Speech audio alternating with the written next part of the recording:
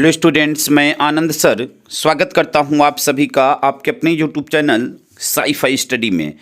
Students, आज की इस वीडियो में हम लोग class 10th math very important objective question UP board exam 2024 यानी यहाँ पे यूपी बोर्ड एग्ज़ाम 2024 में आने वाले महत्वपूर्ण बहुविकल्पी प्रश्नों को यहाँ पे देखने वाले हैं। यहाँ पे जितने भी प्रश्न लिए गए हैं स्टूडेंट्स, वह सभी प्रश्न एनसीईआरटी बेस्ड प्रश्न हैं जो कि बोर्ड एग्ज़ाम 2024 के लिए अत्यंत महत्वपूर्ण हैं और सभी प्रश्न आपके अलग अलग प्रकार के मॉडल पेपर और क्वेश्चन बैंक से लिए गए हैं और सभी प्रश्न बोर्ड एग्ज़ाम में कई सालों में रिपीटेड प्रश्न हैं और यह सभी बहुत अधिक महत्वपूर्ण हैं।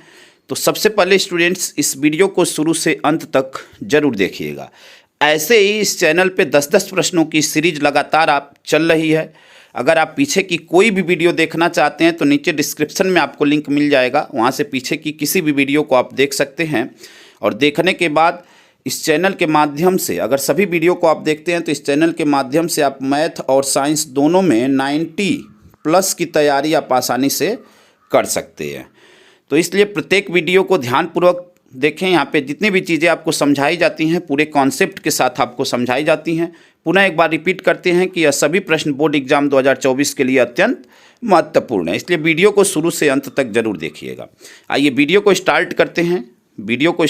यहाँ पे देखिए, प्रश्न नंबर 1 है, निम्नलिखित में से कौन सी द्विघात समीकरण है? फर्स्ट ऑप्शन है x² - 3 √x + 2 = 0।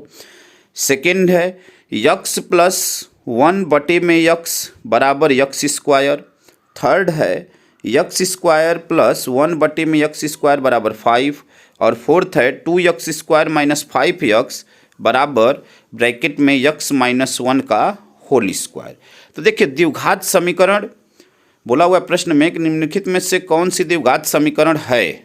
ठीक है, अब द्विघात समीकरण की पहचान कर लेते हैं। पहले जान लेते हैं कि द्विघात समीकरण किस रूप में दिखते हैं। तो द्विघात समीकरण जो है, देखिए, जब भी अगर कोई संख्या, कोई चर अगर करड़ी में हो, यानी द्विघात समीकरण पे जो घात होनी चाहिए वो हमेशा पॉजिटिव होनी चाहिए, यह बात समझ लीजिए। धनात्मक घात होनी चाहिए, पहली कंडीशन।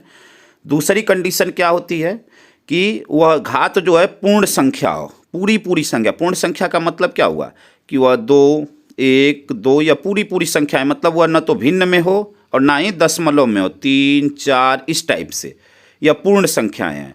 तो घात पूर्ण संख्याएं होनी चाहिए और धनात्मक होनी चाहिए।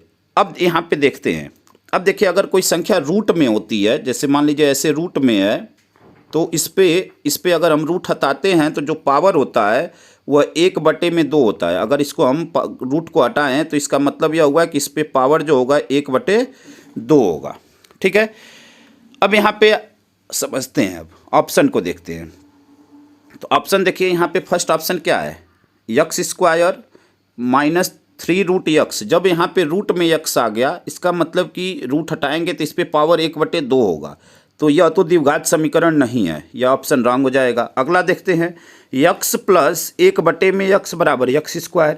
अब आप कहेंगे यहाँ पे तो सभी कुछ धनात्मक है, लेकिन जब यह 1/x है, इसको ऊपर लेकर जाएंगे तो x पे जो घात होगी स्टूडेंट्स वो -1 हो जाएगी और आपको ऋणात्मक घात नहीं होनी चाहिए। तो यह भी ऑप्शन आपका रॉन्ग हो गया। अगला देखते हैं, थर्ड ऑप्शन है x² + 1/x² = 5। तो यहाँ पे भी अगर x² को हम ऊपर लेकर जाएंगे तो x पे -2 घात हो जाएगा। ठीक है, तो यह भी रॉन्ग हो गया।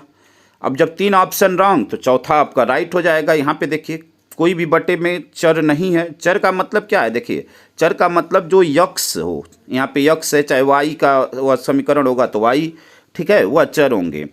अब यहाँ पे देखिए, 2x² - 5x = x - 1 का होल स्क्वायर। तो यह आपका राइट आंसर हो जाएगा, ऑप्शन नंबर 4 आपका राइट हो जाएगा। उम्मीद करते हैं कि इस प्रश्न को आप अच्छी तरह समझ गए होंगे स्टूडेंट्स। आइए अगले प्रश्न को देखते हैं। अगला प्रश्न आपका प्रश्न नंबर 2 है।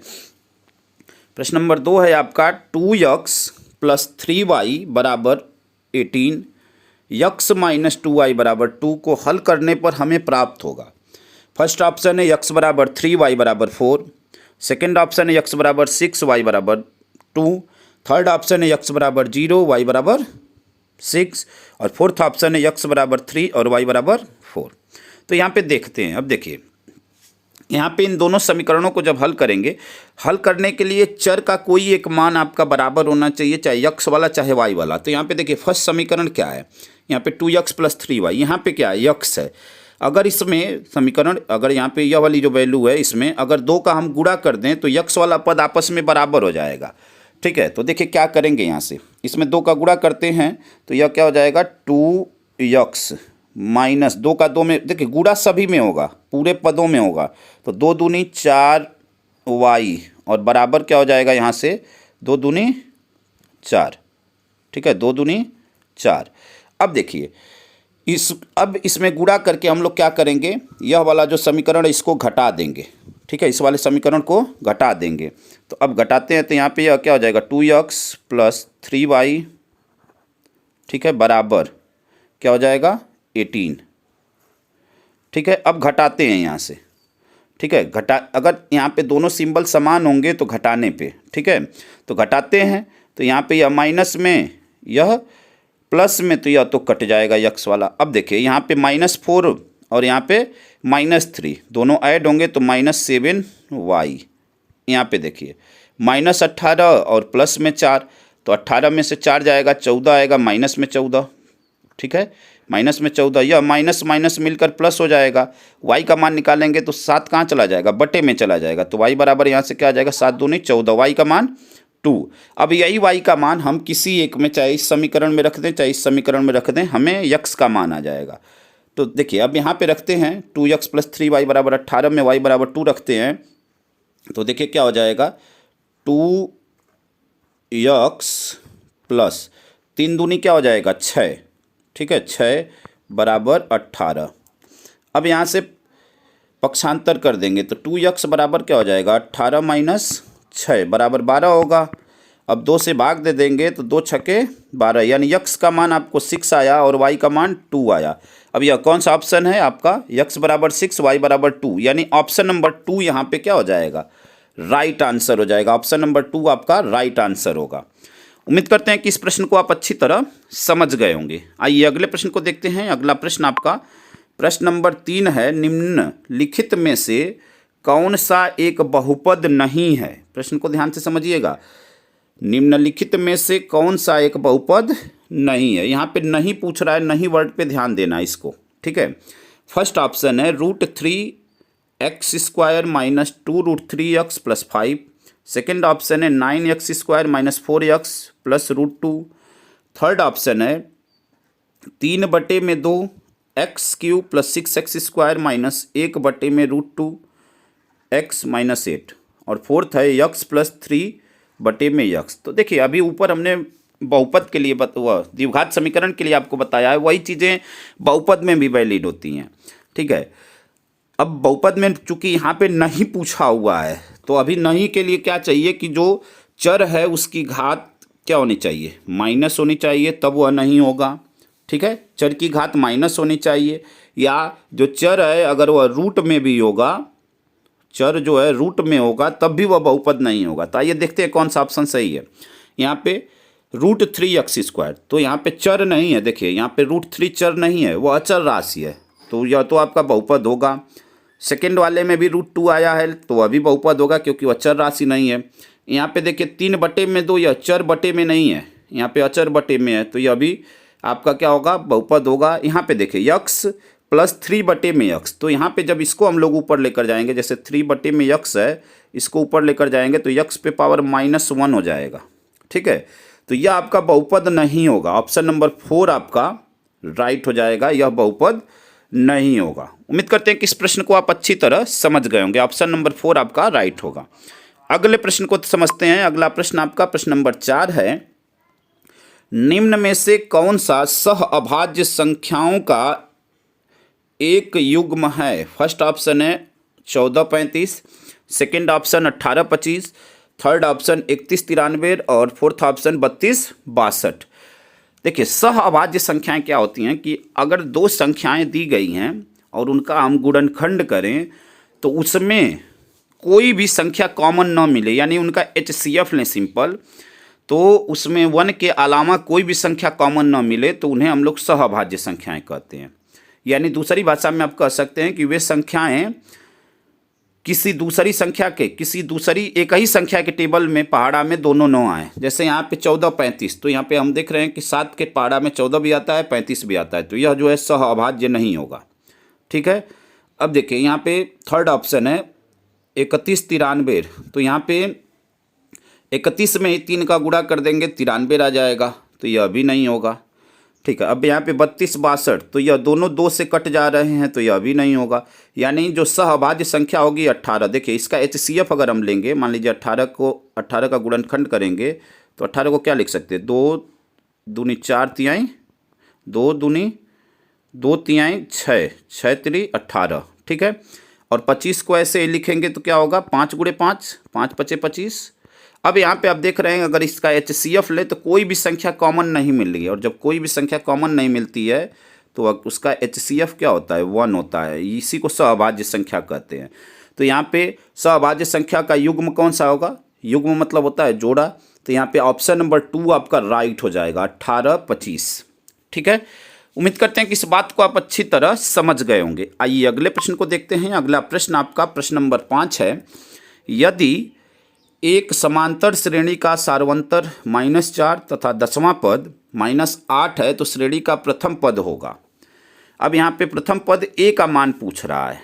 ठीक है ना, प्रथम पद a का मान पूछ रहा है। अब हम मान लेते हैं कि प्रथम पद क्या है, उसका a है, प्रथम पद उसका a है, और इसी का मान आपसे पूछ रहा है, यानी क्वेश्चन मार्क। अब सारवंतर -4 दिया हुआ है, यानी d का मान -4 दिया हुआ है। देखिए 10वां पद के लिए फार्मूला क्या हो जाएगा, अगर हम 10वें पद की बात करें, 10वां पद बराबर, तो यह होगा a + 9d। ठीक है। 10वें पद के लिए फार्मूला a + 9d, सभी मानों को रख देंगे। देखिए 10वां पद का मान क्या दिया हुआ है, -8, तो -8 बराबर a का मान क्या है, -4 अब प्लस 9d। ठीक है। नहीं, a का मान आपको निकालना है। ठीक है। a का मान आपको क्या करना है, निकालना है। ये सारवंतर दिया हुआ है तो a का मान निकालना है, यहाँ से a ऐसे ही रहेगा। d का मान -4 दिया हुआ है, तो यह 9 गुणे -4। अब इसको हल कर लेते हैं, हल करके a का मान निकाल लेंगे। तो देखिए यह -8 है, 9 चौके 36, प्लस माइनस मिलकर माइनस हो जाएगा, तो यहाँ से यह क्या हो जाएगा, -8 और प्लस 36। ठीक है। -36 इधर पक्षांतर कर देंगे तो प्लस हो जाएगा, यह 36 बराबर a। अब यहाँ से इसको हल करते हैं, तो 36 में से 8 जाएगा तो वह क्या हो जाएगा, 36 में से यहाँ पे 8 जाएगा तो 28 हो जाएगा। तो a का मान क्या आया, 28। a बराबर क्या हो जाएगा, 28। 36 में से 8 गया, 28 चिन्ह बड़ी संख्या के, यहाँ पे बड़ी संख्या प्लस में है तो प्लस में आएगा। तो यहाँ पे जो राइट आंसर होगा वो 28 होगा। अब 28 देखते हैं कौन सा ऑप्शन है आपका, यहाँ पे ऑप्शन नंबर 3 में आपका 28 आया हुआ है, तो यह आपका राइट आंसर हो जाएगा। उम्मीद करते हैं स्टूडेंट्स कि इस प्रश्न को आप अच्छी तरह समझ गए होंगे। आइए अगले प्रश्न को देखते हैं स्टूडेंट्स। उम्मीद करते हैं कि 1 से 5 तक के सभी प्रश्न बिल्कुल आपको अच्छी तरह समझ में आ गए होंगे। अगले प्रश्न को देखते हैं स्टूडेंट्स। अगला प्रश्न आपका प्रश्न नंबर 6 है। बिंदुओं 5 0 और -12 0 के बीच की दूरी है, यहाँ पे कॉमा होगा। ठीक है। 5 0 और -12 0 के बीच की दूरी है। तो देखिए यहाँ पे फार्मूला जो होता है आपका होता है d बराबर √, यानी रूट के अंदर x1 - x2 का whole square plus y1 - y2 का होल स्क्वायर, यह आपका फार्मूला होता है। अब यहाँ पे देखिए यह पहली जो वैल्यू है ये 5, यह x1 है, यहाँ पे 0 जो है x2 की वैल्यू y1 है। ठीक है। यहाँ पे जो 12 है वह x2 की वैल्यू है, और यहाँ पे जो 0 है वह y2 की वैल्यू है। यानी पहली जो वैल्यू होती है इस, जैसे यहाँ पे वह x1, पहला x1 दूसरा y1, यहाँ पे पहला x2 दूसरा y2। अब यहाँ पे मान रखते हैं, तो x1 का मान देखिए क्या है, x1 का मान क्या है 5, तो यहाँ पे हो जाएगा 5, फिर माइनस x2 का मान क्या है, तो x2 का मान -12, तो यहाँ फार्मूले में भी माइनस है वहाँ भी माइनस है, तो माइनस माइनस मिलकर क्या हो जाएगा प्लस, यानी 5 + 12 का होल स्क्वायर, यह सभी रूट में है, ध्यान रखिएगा। अब यहाँ पे देखिए प्लस y1 - y2, तो यहाँ पे प्लस y1 का मान 0, y2 का मान 0, ठीक है, और इसका स्क्वायर। तो यह मान तो पूरा 0 हो गया। अब आपका आंसर क्या आएगा? 12 और 5 17, 17 का स्क्वायर। जब किसी संख्या का स्क्वायर होगा तो रूट हट जाता है, यानी 17 ही आपका क्या हो जाएगा? आंसर हो जाएगा। तो अब यहाँ पे देखते हैं कि 17 कौन से ऑप्शन में आया हुआ है। तो यहाँ पे आप देख रहे हैं कि ऑप्शन नंबर 4 में आपका 17 आया हुआ है, तो यह आपका राइट आंसर हो जाएगा। ऑप्शन नंबर 4 आपका राइट हो जाएगा। आइए अगले प्रश्न को देखते हैं। अगला प्रश्न आपका प्रश्न नंबर 7 है। यदि 2 cos 3 थीटा इक्वल टू 1, तो थीटा बराबर क्वेश्चन मार्क का मतलब कि थीटा का मान आपको ज्ञात करना है। फर्स्ट ऑप्शन है 10 डिग्री, सेकेंड ऑप्शन है 15 डिग्री, थर्ड ऑप्शन है 20 डिग्री और फोर्थ ऑप्शन है 30 डिग्री। तो आइए इसको हल करते हैं, समझते हैं इस प्रश्न को। देखिए प्रश्न में क्या बोला हुआ है कि 2 cos 3 थीटा बराबर 1। अगर यहाँ से हम cos 3 थीटा का मान निकालें, सिंपल, ठीक है, यहाँ पे अगर हम cos 3 थीटा का मान निकालें तो देखिए क्या आएगा। यहाँ से cos 3 थीटा बराबर, इस 2 को कहाँ भेजेंगे? इधर भेजेंगे तो बटे में चला जाएगा, यानी 1/2 हो जाएगा। अब यहाँ से देखिए 1/2 cos 60 अंश का मान होता है, cos 60 अंश का मान। तो अब यहाँ से अगर cos 3 थीटा बराबर हम करें तो cos 3 थीटा बराबर cos 60 अंश, ठीक है। अब यहाँ से देखिए cos से cos क्या हो जाता है? कट जाता है, यानी 3 थीटा बराबर 60 अंश, ठीक है। तो थीटा बराबर क्या हो जाएगा? थीटा बराबर 3 से इसको कट कर दें, 3 दूनी 6 और यह 0, यानी 3 कहाँ चला जाएगा? बटे में, यानी 20 डिग्री थीटा का मान आएगा। तो अब देखते हैं कि 20 डिग्री कौन सा ऑप्शन है। ऑप्शन नंबर 3, ऑप्शन नंबर 3 में 20 डिग्री आया हुआ है, तो यह आपका राइट आंसर हो जाएगा। प्रश्न नंबर 7 का राइट आंसर होगा ऑप्शन नंबर 3 20 डिग्री, ठीक है। आइए अगले प्रश्न को देखते हैं। अगला प्रश्न आपका प्रश्न नंबर 8 है। एक मीनार की ऊंचाई 20 मीटर है, जमीन पर बनने वाली इसकी छाया की लंबाई 20 करड़ी में 3 मीटर है, सूर्य का उन्नयन कोण होगा। देखिए प्रश्न क्या कह रहा है कि मीनार है, देखिए कुछ ऐसा फिगर बनेगा आपका, ऐसे इस टाइप से। तो यह मीनार की ऊंचाई यह है 20। अब कह रहा है जमीन पर बनने वाली इसकी छाया, छाया जमीन का पोर्शन कौन सा होगा? यह वाला पोर्शन जमीन होगा। तो इस पे जो छाया बन रही है वह 20 और रूट में 3 बन रही है, ठीक है। अब कह रहा है सूर्य का उन्नयन कोण क्या होगा? तो देखिए अगर अब यहाँ पे इस फिगर में जो यह त्रिभुज बना हुआ है, तो यह क्या है? लंब है। यह वाला क्या है? लंब है। और यह क्या है? आधार। यानी लंब बटे में आधार कौन बताता है? टैन बताता है। लंब बटे में आधार कौन बताता है? टैन बताता है। तो यहाँ से अगर हम टैन थीटा की बात करें, कोण बोला हुआ है ना, तो टैन थीटा बराबर क्या हो जाएगा? लंब बटे आधार।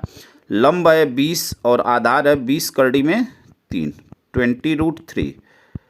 अब यहाँ से क्या हो जाएगा? 20 से 20 कट जाएगा। टैन थीटा बराबर 1/√3, और यह 1/√3 किसका मान होता है? टैन 30 डिग्री का मान होता है। तो यहाँ से हो जाएगा आपका टैन थीटा बराबर टैन 30 डिग्री। टैन से टैन कट गया तो थीटा बराबर क्या आ जाएगा? 30 डिग्री। यही आपका आंसर हो जाएगा। अब यहाँ पे देखते हैं 30 डिग्री कौन से ऑप्शन में आया हुआ है। तो आप देख रहे हैं कि यहाँ पे ऑप्शन नंबर 2 में 30 डिग्री आया हुआ है, तो यही आपका राइट आंसर हो जाएगा। सूर्य का जो उन्नयन कोण होगा वह 30 डिग्री होगा। उम्मीद करते हैं कि यहाँ तक बिल्कुल आप अच्छी तरह समझ गए होंगे। आइए अगले प्रश्न को देखते हैं। अगला प्रश्न आपका प्रश्न नंबर 9 है। वृत्त पर स्थित किसी बिंदु से कितनी स्पर्श रेखाएं खींची जा सकती हैं? देखिए वृत्त पर स्थित किसी बिंदु से कितनी स्पर्श रेखाएं, तो किसी बिंदु से एक ही स्पर्श रेखा खींची जा सकती है। जैसे अगर हम यहाँ पे बात करें, जैसे मान लीजिए यह वृत्त है। अब कह रहा है कि वृत्त पे स्थित, ठीक है, वृत्त पे स्थित अगर किसी बिंदु से हम बात करें तो उससे जो रेखाएं खींची जाएंगी, देखिए यहाँ से जैसे मान लीजिए अब यहाँ पे यह वृत्त, अब इस पे कितनी स्पर्श रेखाएं खींची जा सकती है? किसी एक बिंदु से एक ही स्पर्श रेखा खींची जा सकती है। तो यहाँ पे जो राइट आंसर होगा 1, यानी ऑप्शन नंबर 3 में है, तो यह आपका राइट आंसर हो जाएगा, ठीक है। उम्मीद करते हैं कि यहाँ तक बिल्कुल आप अच्छी तरह समझ गए होंगे। आइए अगले प्रश्न को, और इस श्रृंखला का, इस वीडियो का अंतिम प्रश्न, क्योंकि यहाँ पे 10-10 प्रश्नों की सीरीज लगातार चल रही है स्टूडेंट्स, तो यहाँ पे अंतिम प्रश्न को देखते हैं। प्रश्न नंबर 10 है आपका।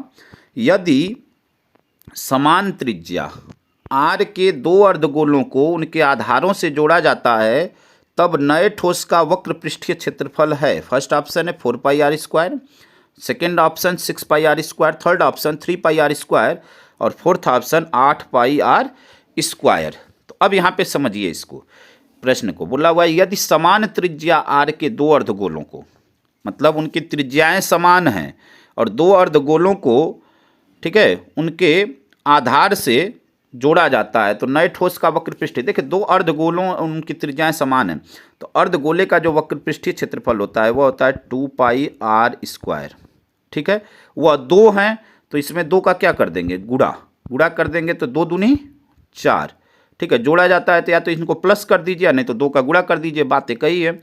अब यहाँ पे 2 का गुणा कर दिया तो यह हो गया 4 पाई आर स्क्वायर। अब यहाँ पे देखेंगे कि यह कौन सा ऑप्शन है, तो यहाँ पे देखिए ऑप्शन नंबर फर्स्ट में 4 पाई आर स्क्वायर आया हुआ है तो यह आपका राइट आंसर हो जाएगा। इस प्रश्न को ऐसे भी समझ सकते हैं कि बोला हुआ है कि यदि त्रिज्या आर के दो अर्धगोलों को उनके आधारों से जोड़ा जाता है तो दो जब अर्धगोले होंगे और दो अर्धगोला मिलाकर एक पूर्ण गोला होगा तो पूर्ण गोले का जो वक्र पृष्ठीय क्षेत्रफल होता है उसका फार्मूला ही होता है 4 पाई आर स्क्वायर। तो आप इसको ऐसे भी समझ सकते हैं। तो यहाँ पे राइट आंसर यह हो जाएगा 4 पाई आर स्क्वायर। तो उम्मीद करते हैं स्टूडेंट्स की 1 से 10 तक के प्रश्नों को, सभी प्रश्नों को आप बिल्कुल अच्छी तरह समझ गए होंगे। और स्टूडेंट्स देखिए यहाँ पे जितने भी प्रश्न लिए गए पुनः एक बार रिपीट करते हैं कि सभी बोर्ड एग्जाम 2024 के लिए बहुत अधिक महत्वपूर्ण है क्योंकि सभी प्रश्न आपके एनसीईआरटी से लिए गए, एनसीईआरटी बेस्ड प्रश्न हैं। तो सबसे पहले वीडियो को शुरू से अंत तक जरूर देखें और वीडियो अगर आपको अच्छी लगे कि हमने आपके लिए मेहनत किया हुआ है तो प्लीज़ चैनल को जरूर सब्सक्राइब करें और अपने दोस्तों तक इस वीडियो को जरूर शेयर करें। धन्यवाद। जय हिंद, जय भारत। आप सभी विद्यार्थियों को गुड लक आपके एग्ज़ाम के लिए। समय बहुत कम है, तैयारी रेगुलर तौर पे अच्छी तरह करते रहिए ताकि आपके जो मार्क्स हैं वो अच्छे आएँ। आप सभी के उज्जवल भविष्य की हम कामना करते हैं। धन्यवाद। जय हिंद, जय भारत।